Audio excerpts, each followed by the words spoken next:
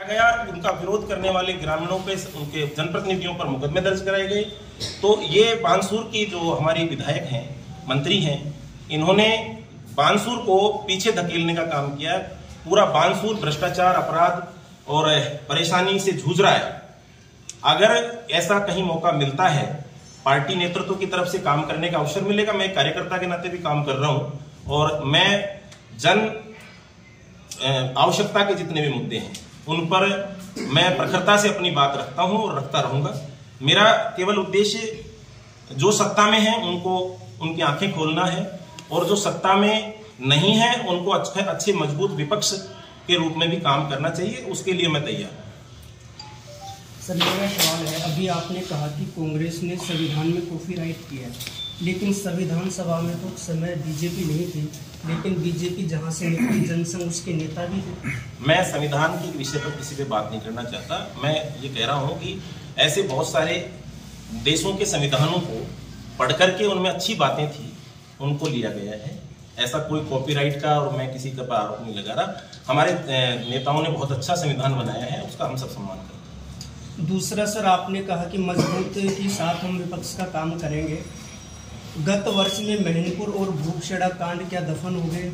अब उन कांडों को हमारे यहाँ जो विपक्ष के नेता थे उन्होंने बहुत मजबूती से तत्कालीन एसपी को और लोगों ने बहुत जबरदस्त विरोध किया है और ये निश्चित रूप से निकम्मी प्रशासनिक व्यवस्था के कारण, या मैं कहता हूं किसी बड़े नेता की सह के कारण से तो जो अपराधी हैं वो नहीं पकड़े गए हैं। उसको लेकर के आने वाले समय में जनता जवाब देगी इनको निश्चित रूप से। तीसरा सर, आप बार बार दावा कर रहे हैं कि बीजेपी एक है, लेकिन बानसूर के कार्यकर्ता भ्रमित हैं। देवी सिंह जी के पास जाए या डॉक्टर साहब के पास जाए या जितेंद्र जी के पास जाए या महेंद्र जी आए नहीं। हमारे पार्टी के कार्यकर्ता पदाधिकारी सब एकजुट हैं।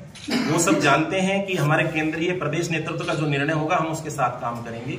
मैं उसका एक एग्जाम्पल हूँ। मुझे टिकट नहीं मिली, मैं पार्टी के जिस प्रत्याशी ने यहाँ चुनाव लड़ा हम उनके साथ रहा और हमने बहुत जबरदस्त टक्कर से चुनाव लड़ा। रोहतास जी के बहुत सारे कार्यकर्ता यहाँ थे जो सब थाना का जी उनका चुनाव ट्रांसफर हो गया था, वो वहां चले गए थे। हमने बहुत मजबूती से बीजेपी का चुनाव लड़ा और हम उस हमारे प्रदर्शन से बहुत खुश हैं। ठीक है जी, बोलिए। एक थारो या और ले लो लेकड़ी वालों। अच्छा बोलिए। नगर पालिका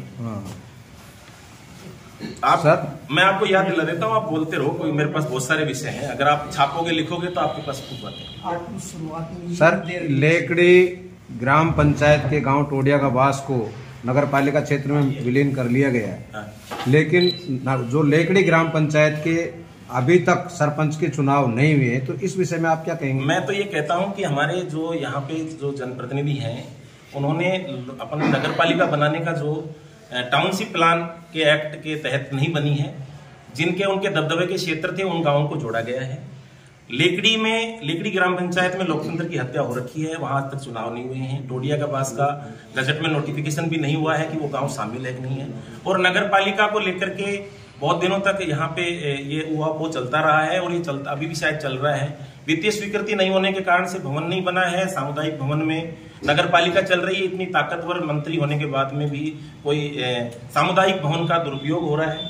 अगर उस सामुदायिक भवन में गरीब लोगों की बच्चों की शादी होती, जो लाखों रुपए लग करके मैरिज गार्डन्स में उन बच्चों की शादी होती है, तो ये निकम्मापन है सरकार का और यहाँ के नेतृत्व का, मैं ये मानता हूँ।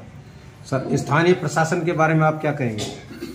स्थानीय प्रशासन की वानगी आप लोगों ने अभी देखी होगी। एक ईमानदार दबंग अफसर हमारे बानसूर में आया, बहुत समय से अपराध का यहाँ समूह और बोलबाला था। हमारे युवा जो किसी की प्रशय से अपराधी बन रहे थे, वो सही दिशा में जा रहे थे उस भय के कारण, क्योंकि युवा बच्चा जो होता है उसको अपराध और अपराध की प्रवृत्तियों में आनंद आता है।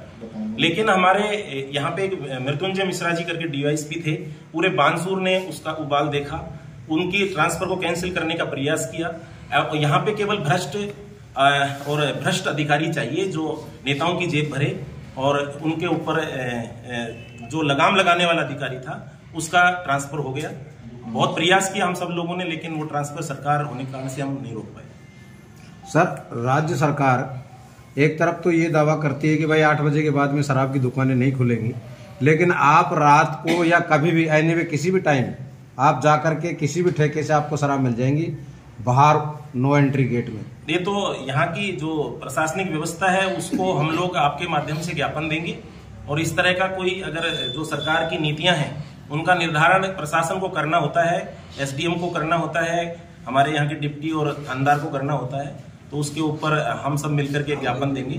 तो इससे जो नशा है उस पर जरूर काबू लगेगा, और प्रशासन चाहे तो किसी भी अपराध पर काबू हो सकता है, मेरा मानना है। सर, जैसे कि सुप्रीम कोर्ट तो ये कह रहा है कि भाई अवैध खनन नहीं होना चाहिए, प्रदूषण रुकना चाहिए, लेकिन यहाँ पर बानसूर में लगातार ट्रैक्टर ट्रॉलियां, कम से कम 100 से 200 ट्रैक्टर ट्रॉलियां पत्थरों की जाती हैं, तो ये कहाँ से जाती हैं? या आयात की जाती हैं या ये निर्यात कर रहे हैं? देखिए सर, अवैध खनन पर 4 साल पहले बिल्कुल रोक थी। हमारी भारतीय जनता पार्टी की सरकार के अंदर प्रशासन को सख्त निर्देश थे, लेकिन अभी खुलेआम लूट मची हुई है, अवैध खनन हो रहा है। हमारे जो अरावली श्रृंखला के पहाड़ हैं उनके अंदर खूब खनन हो रहा है। अब इसके लेकर के तो प्रशासन को और निगम में जो हमारे नेतृत्व है यहाँ पे उसको ध्यान देना चाहिए, और इसको लेकर के भी हम आपके माध्यम से इसका ज्ञापन देंगे, एसडीएम को, कलेक्टर को मिलेंगे कि भाई इसको अवैध खनन को रोका जाए। बाकी और बोल लो।